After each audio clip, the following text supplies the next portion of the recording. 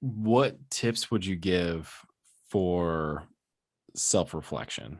Because I think that's huge, especially Yeah. for wellness. It's tough, and I think I'll probably cover this a little bit more on Off the Pursuit. Tune in to the other YouTube channel. Shameless plug.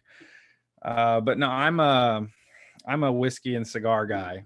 Um, Always kind of have been. So when I have those moments to myself to really kind of deep thing, and it's not the chemicals that make it easier. It's just it's a period of reflection, but it doesn't always have to be by yourself. Maybe if you've got a partner that you're with, or you have Mhm. a group of really good friends or anything, and you guys are all just kind of chatting and everything else. But I think the biggest thing is to, number one, allow yourself to think a little bit bigger, and number two, be honest.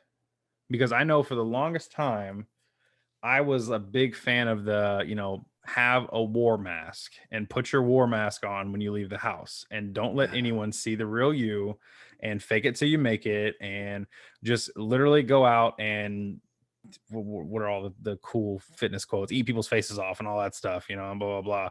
But it's like, in reality, like, I'm hiding the real me from the world. Yeah. And it's like, now I don't have to do that anymore, because now I've kind of gotten in touch with my, you can call it your star player, or whoever, whatever you want to call it, the guy you see in the mirror every day, or girl, or whatever. Getting in touch with yourself, being honest with yourself, and being able to admit that maybe there is a problem. Or maybe Mhm. maybe you don't want to call it a problem. Maybe you want to say there's an area of improvement. Or maybe you want to say, like, I'm doing too much in this area, I need to put a little bit more emphasis on the other areas, because I'm great in this area, I need to be great in the other areas, if you're a little more, call it narcissistic or whatever you want to call it. But there's a ton of different ways that you can frame it too. I think framing is big. Mhm. It's like, you have to kind of find a way that you're comfortable with talking basically to yourself, and then capitalize on it. Yeah, and I mean, that's a good point, because talking to yourself can be a journal. It could be literally talking to yourself, Hmm.